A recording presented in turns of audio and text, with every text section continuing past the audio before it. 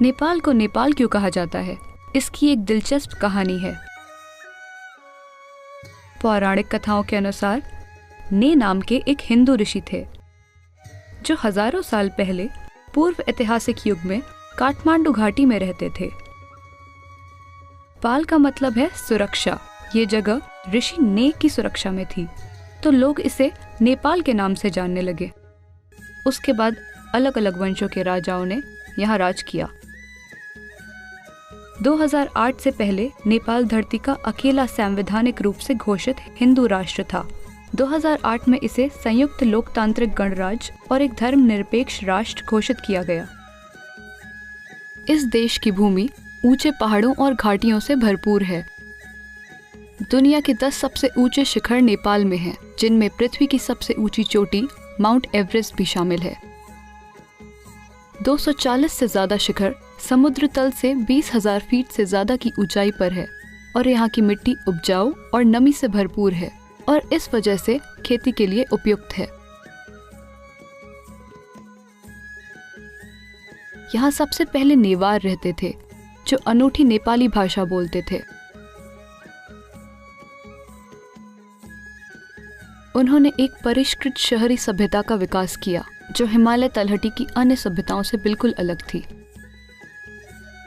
नेपाल की कला, शिल्पकला, वास्तुकला, साहित्य, संगीत, खेती और भोजन में उनका योगदान आज भी स्पष्ट रूप से देखा जा सकता है।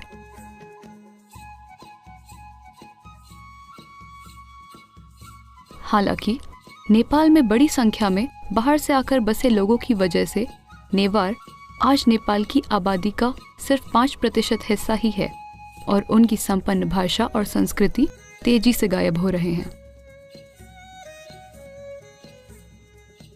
नेपाल में आज 81% आबादी हिंदू है, लेकिन वे वज्रयान बौद्ध और तांत्रिक हिंदू धर्म के एक संगम का पालन करते हैं, जिसे बुद्ध मार्ग और शिव मार्ग भी कहा जाता है।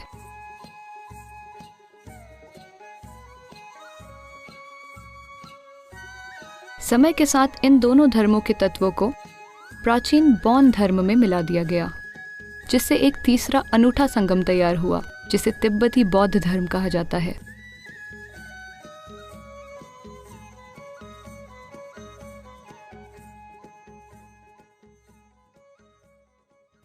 Large parts of India was like this at one time.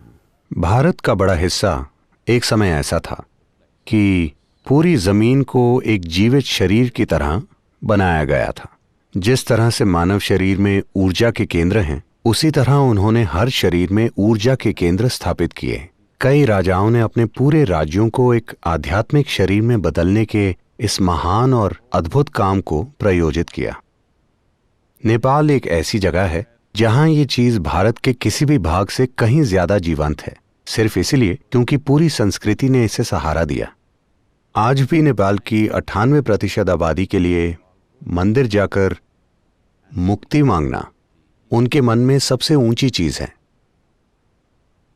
ये चीज भारत में बड़े पैमाने पर खो चुकी है। हाँ, मुक्ति सबसे ऊंची चीज नहीं है, अमेरिका जाना सबसे ऊंची चीज है।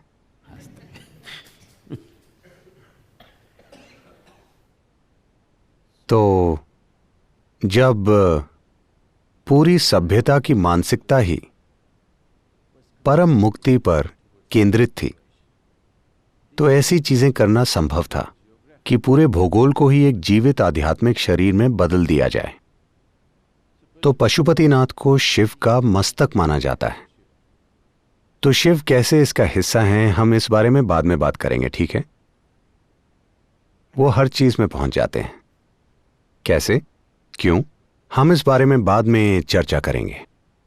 तो पशुपतिनाथ को शिव का मस्तक माना जाता है और उनका शरीर फैलता है, एक शरीर दक्षिण की ओर और दूसरा पश्चिम की ओर, एक सिर और 2 शरीर।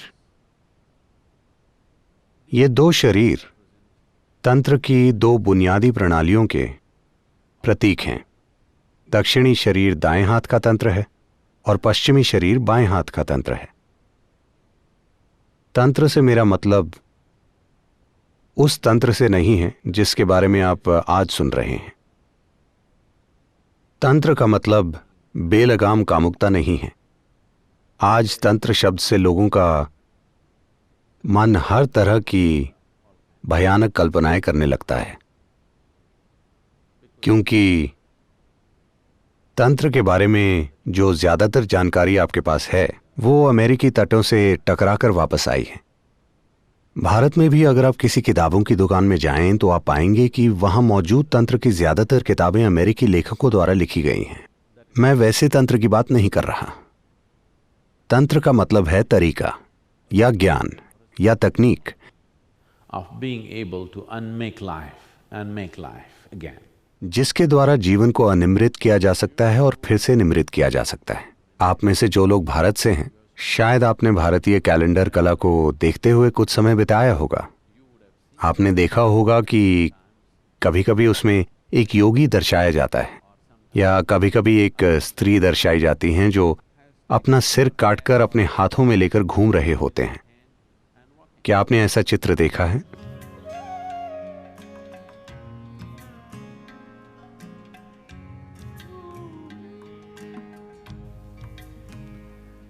तो तंत्र की ये बुनियादी चित्रकारी आपको ये बताने के लिए है कि ये जीवन की बनावट के बारे में है। इस मशीन को इतनी संपूर्णता से समझना कि आप इसके हिस्सों को पूरी तरह अलग अलग करके फिर से जोड़ सकें। तो तंत्र का मतलब है, जब मैं तंत्र कहता हूं तो मैं चाहता हूं कि आप इस तरह से समझें, ना कि उस तरह से। इस समझ से उन्होंने एक सिर वाले 2 तांत्रिक शरीर बनाए। मस्तक यहां पशुपतिनाथ में है, सहस्रार सिर का शीर्ष भाग कल्पनाथ में है, जो ऊपर है वो मुक्तिनाथ में है, जो परे है वो कैलाश है।